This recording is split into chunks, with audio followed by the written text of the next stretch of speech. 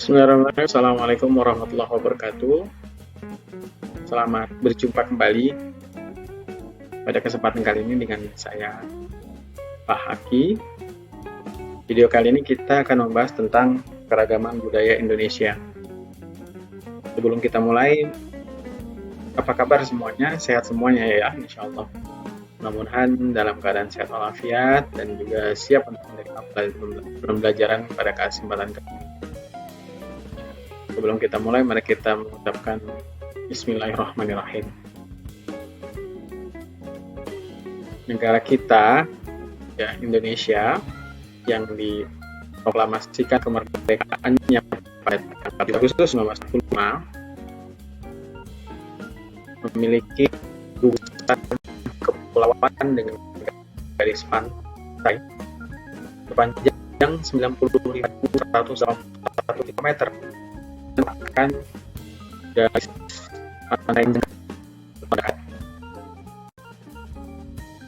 Kemudian mempunyai luas perairan laut mencapai 5,8 juta kilometer persegi, yang merupakan 71% seluruh wilayah Indonesia. Terdapat 17.504 pulau yang masuk ke dalam wilayah kepulauan Indonesia. Dari hasil sensus pada tahun 2010, negara kita memiliki 1.340 suku bangsa.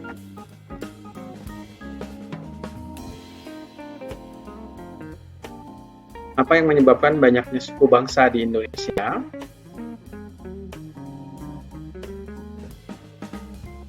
Jawabannya adalah karena bentuk negara kita adalah negara kepulauan, sehingga memiliki kepercayaan, adat istiadat, kebiasaan, dan budaya masing-masing di tiap-tiap daerahnya. Nah, sebelum mengetahui lebih lanjut tentang bagaimana keragaman budaya Indonesia, kita perlu tahu apa itu suku bangsa. Suku bangsa itu adalah sekelompok manusia yang memiliki kesamaan budaya, terikat dengan identitas tersebut. Sedangkan budaya sendiri itu adalah keseluruhan sistem yang mencakup segala hal yang merupakan hasil cipta, karsa, dan karya manusia yang dijadikan milik diri manusia dengan belajar. Jadi singkat katanya, budaya adalah hasil cipta rasa karya manusia yang dituangkan dalam bentuk ide, perilaku, maupun benda-benda perlengkapan hidup. Nah, lantas bagaimana peran ilmu geografi? Peran ilmu geografi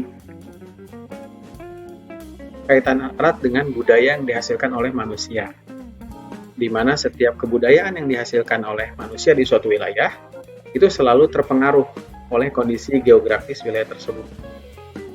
Misalnya, ya, budaya orang yang tinggal di gunung pasti akan berbeda dengan yang tinggal di pantai, atau juga sebaliknya.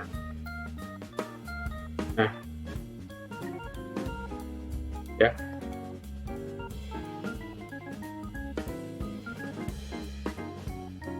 Lantas apa saja yang menjadi faktor-faktor yang mempengaruhi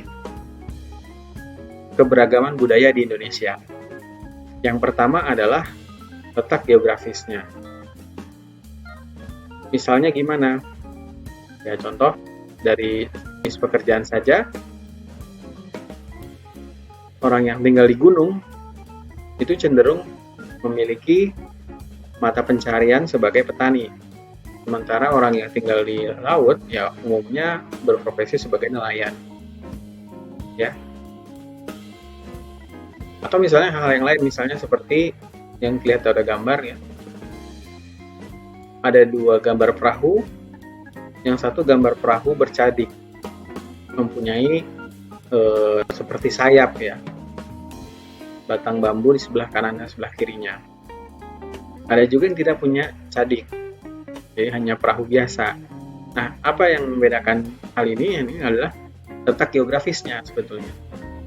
Kalau yang bercadik umumnya ada di daerah laut yang mempunyai ombak yang cukup besar pada setiap harinya ya. Sementara yang tidak bersadik umumnya tidak memiliki ombak yang besar gitu. Contoh nelayan-nelayan di pantai selatan ya, itu umumnya memiliki perahu yang bersadik dibandingkan dengan nelayan di pantai utara, ya utara Jawa dan selatan Jawa. Nah, kemudian yang berikutnya, yang kedua adalah posisi strategisnya.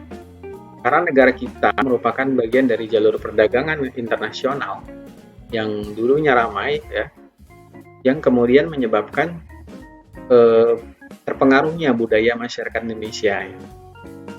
Contoh misalnya kedatangan para pedagang dari Gujarat, dari India, yang mereka memang merupakan orang-orang Islam. Ketika mereka masuk ke Nusantara, maka kemudian juga ikut menyebarkan agama Islam.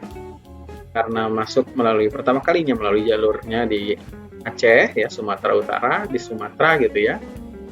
Nah, maka yang lebih banyak penganutnya ya di Aceh sampai kemudian wilayah Sumatera. Ya. Kemudian yang ketiga ya, adalah kondisi ekologisnya, di mana dilihat dari bagaimana interaksi antara manusia dengan lingkungan alamnya.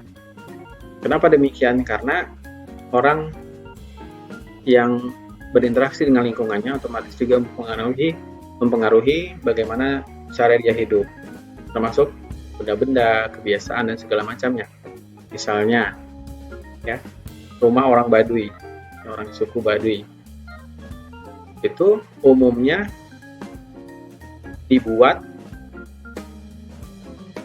secara berhadap-hadapan, ya, dan hanya menghadap utara selatan saja. Kenapa demikian? Karena supaya sinar matahari bisa masuk dan menyinari ruangan dari jendela samping pada siang hari. Atau contoh lain misalnya suku-suku yang mendiami wilayah di pegunungan Papua. Mereka mempunyai rumah tradisional bernama rumah Honai. Rumah Honai itu bentuknya, itu ada gambarnya ya, itu dibuat tanpa jendela dan atap yang rendah. Atapnya juga dibuat dari jerami dan ilalang. Kenapa demikian? Karena digunakan untuk menjaga dan memerangkap panas agar penghuni rumah tidak kedinginan. Nah,